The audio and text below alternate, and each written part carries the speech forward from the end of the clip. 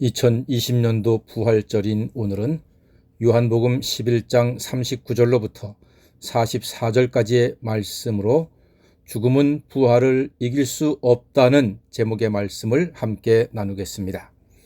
사랑하는 성도 여러분, 예수님의 부활을 진심으로 축하드립니다. 우리 일생 동안 많은 축복을 받습니다만 예수님의 부활보다 더 큰 축복, 더 큰 선물은 이 세상에 존재하지 않습니다. 왜냐하면 우리가 예수님의 부활로 말미암아 죄사함 받고 영생을 얻었다는 가장 확실한 증거이기 때문입니다. 어느 교회 주일학교 선생님이 아이들에게 숙제를 내줬습니다. 얘들아, 다음 주 부활주일에 올 때는 상자에다가 너희들이 생각하는 새 생명을 하나씩 가져와라. 숙제 냈습니다. 그리고 부활주일이 되었고 아이들은 숙제를 해왔습니다. 어떤 아이는 상자에 예쁜 꽃을 가지고 왔고, 어떤 아이는 새싹을 가지고 왔고, 또 어떤 아이는 나무에 난 새 순을 가지고 오기도 했습니다.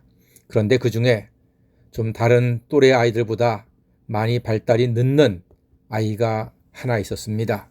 그 아이는 빈 상자를 가지고 왔습니다. 그래서 선생님이 묻습니다. 얘야, 왜 빈 상자를 가지고 왔니? 하니까 아이가 이렇게 말합니다. 선생님, 예수님 무덤은 비었다고 하셨죠? 이 상자는 빈 무덤이고요. 예수님은 부활하셨어요. 다른 아이보다 많이 늦었다고만 생각을 했는데 그 아이는 그동안 선생님의 그리고 전도사님의 설교를 잘 듣고 있었습니다. 그리고 부활을 정확하게 이해하고 있었고 믿고 있었습니다. 선생님은 그 아이를 꼭 안아주었습니다. 사랑하는 여러분, 예수님의 무덤이 비었기에 우리는 부활 생명의 소망이 있습니다. 신앙은 예수님을 향하여 나를 비워가는 것입니다. 찬송가 가사처럼 세상과 나는 간 곳 없고 구속한 주만 보이도다. 그렇습니다. 우리 마음 상자 속에 세상 것이 비워지고 예수 부활의 믿음과 예수 부활의 생명으로 가득하게 되기를 간절히 소망합니다. 예수님이 사랑한 3남매가 있었습니다. 나사로와 마르다와 마리아였습니다. 그런데 그만 안타깝게도 나사로가 병으로 목숨을 잃었습니다. 그때 예수님을 찾아간 마르다가 이렇게 말했습니다. 주께서 계셨더라면 오빠가 안 죽었을 겁니다. 그랬더니 예수님께서는 네 오라비가 살아나리라 하시니 마르다가 마지막 부활 때는 살아나겠지요. 시큰둥하게 대답하니까 예수님 말씀하셨습니다. 나는 부활이요 생명이니 나를 믿는 자는 죽어도 살겠고 무릇 살아서 나를 믿는 자는 영원히 죽지 아니하리라. 이것을 내가 믿느냐? 하니 마르다가 아멘. 주는 그리스도시요 살아계신 하나님의 아들이심을 믿습니다. 하고 마치 베드로처럼 신앙 고백을 했습니다. 예수님께서는 나사로의 무덤에 가셨습니다. 그리고 선포하셨습니다. 돌을 옮겨 놓으라. 그렇습니다. 우리 마음 앞에 돌처럼 가로막힌 것들이 예수의 권세로 옮겨지게 되기를 간절히 소망합니다. 돌이 옮겨져야 살아납니다. 의심의 돌 옮겨야 합니다. 불안의 돌 옮기셔야 합니다. 불신의 돌도 옮기셔야 합니다. 욕심의 돌도 옮겨져야 합니다. 미움의 돌 당연히 옮겨야지요. 불평의 돌도 옮겨야 됩니다. 그런데 이와 같은 돌들은 애석하게도 안타깝게도 내 힘으로 되지 않습니다. 예수님께서 도와주시고 예수님이 선포하시고 예수님이 함께 하실 때 옮겨질 수가 있습니다. 예수님의 선포로 말미암아 이 돌들이 굴려지고 예수와 함께 생명의 부활로 나아가는 우리 모두가 되기를 간절히 소망합니다. 여동생 마르다의 부활 믿음에 예수께서 응답하셨습니다. 그래서요, 우리가 서로 사랑으로 기도해야 돼요. 마르다가 그리고 동생 마리아가 정말 간절한 마음으로, 사랑의 마음으로 오라버니 위해서 기도했습니다. 그랬더니 예수님께서 그 기도에 응답해 주셨습니다. 우리 예수 안에서 다 형제자매 아니겠습니까? 우리가 서로가 서로를 위해서 힘들 때, 아플 때, 괴로울 때 기도하면 주께서 그 기도를 외면치 아니하시고 응답해 주실 줄로 믿습니다. 예수님께서 돌을 옮겨 놓으라 선포하신 다음에 사람들이 돌을 옮겨 놓았을 때 하나님의 아들의 권능으로 선포하셨습니다. 나사로야, 나오라! 그렇습니다. 그런데 나사로는 사흘 전에 완전히 사망한 사람입니다. 그러나 예수님은 그를 생명으로 부르고 계십니다. 인생이 아무리 절망과 시험이 다가와서 꽉 붙잡고 있다 할지라도 예수께서 불러주시면 절망과 시험의 동굴에서 나와 생명과 소망의 빛을 볼 수 있습니다. 예수님은 오늘 우리를 향해서 부르십니다. 아무개야, 나오라. 경선아, 나오라.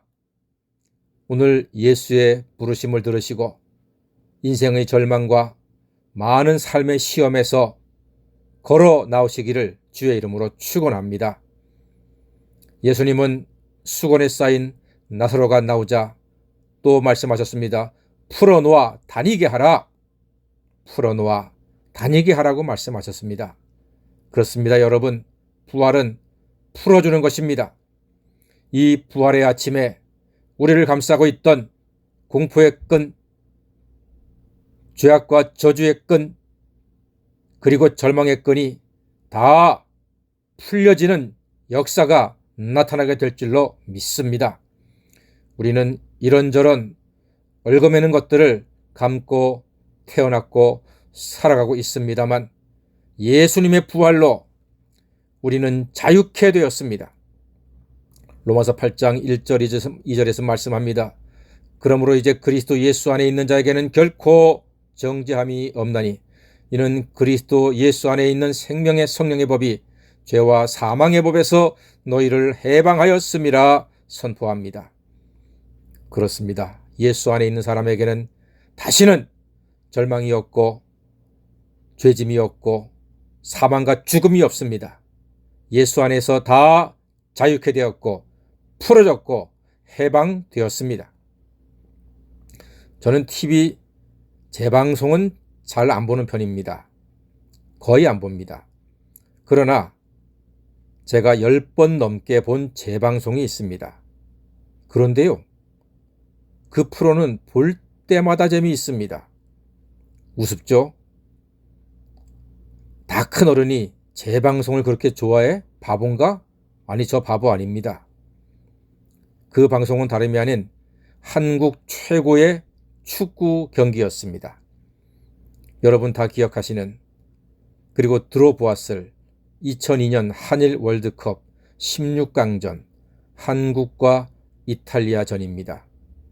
너무나 극적인 경기여서 장례식장에서 슬픔 가운데 가만히 앉아있던 상주들이 그 역전의 순간에 펄쩍펄쩍 뛰면서 저기가 상주인지 운동장인지 구분이 안 되게 했던 바로 그 경기입니다. 우리 내용도 다 알고 있지 않습니까? 후반 끝날 때까지 지고 있었는데 설기현 선수가 동점골을 집어넣었습니다. 그때도 엄청나게 기뻤어요. 그리고 마침내 연장전에 들어갔습니다.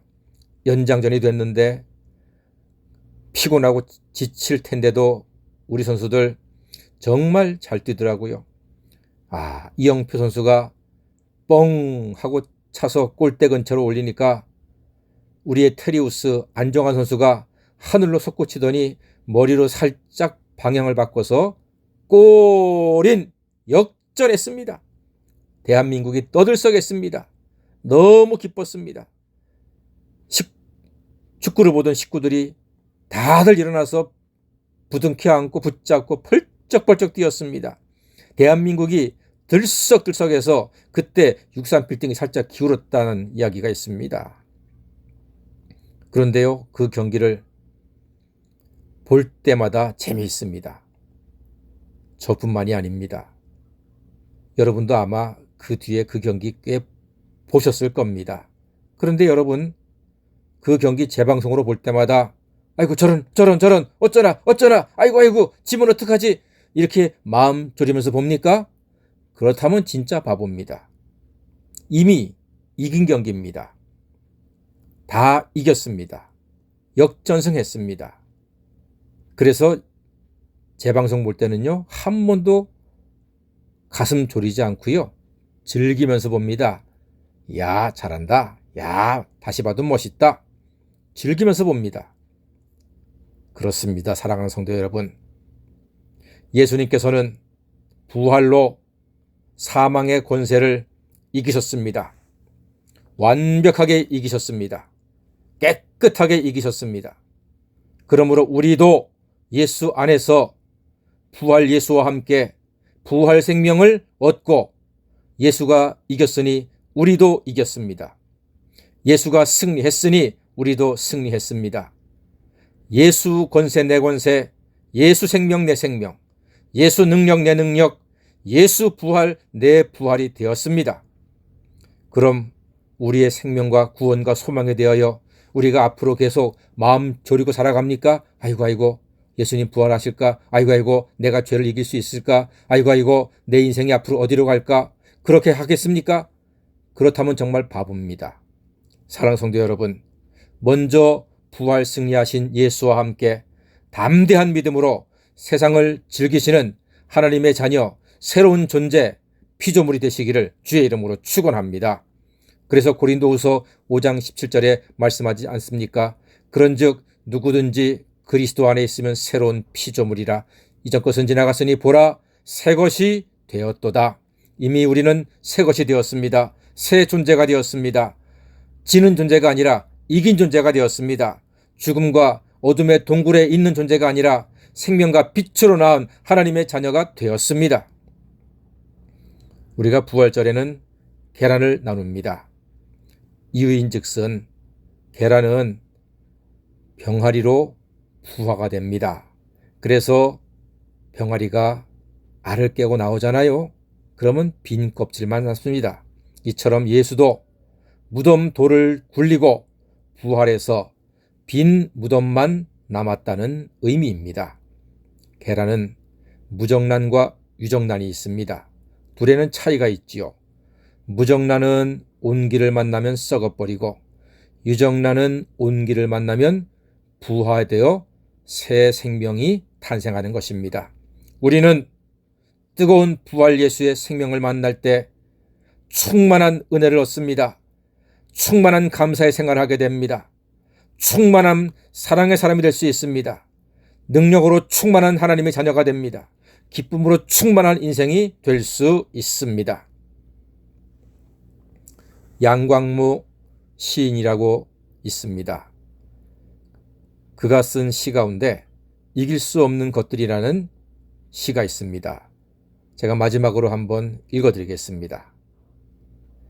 어둠은 빛을 이길 수 없고 겨울은 봄을 이길 수 없다. 상처는 사랑을 이길 수 없고 절망은 희망을 이길 수 없다. 불운은 열정을 이길 수 없고 불행은 감사를 이길 수 없다. 머리는 심장을 이길 수 없고 불가능은 의지를 이길 수 없다. 시련은 꿈을 이길 수 없고 고난은 믿음을 이길 수 없다. 참 멋지고 감동적인 시입니다. 제가 이 부활절에 이 시에다가 제 나름대로 몇 줄을 더 보태봤습니다. 이렇게 보탰습니다. 아빠는 딸을 이길 수 없고 남편은 아내를 이길 수 없다. 육신은 세월을 이길 수 없고 검은 머리는 흰 머리를 이길 수 없다. 분노는 미소를 이길 수 없고 미움은 칭찬을 이길 수 없다. 시험은 기도를 이길 수 없고 과거는 현재를 이길 수 없다. 그리고 세상은 예수를 이길 수 없고 죽음은 부활을 이길 수 없다. 아멘. 기도하겠습니다. 죄인 구원하시려 십자가에 죽으셨으나 사흘 만에 부활하신 우리 예수님. 예수님의 부활은 우리로 하여금 절망을 이기고 사망을 이기고 죄악을 이기고 공포를 이기고 인생의 슬픔도 이기게 해 주시오니 감사드리옵나이다. 부활 예수님과 하루하루 감사와 기쁨으로 살아가는 우리 모두가 되게 하여 주시옵소서. 예수님의 이름으로 기도하옵나이다. 아멘.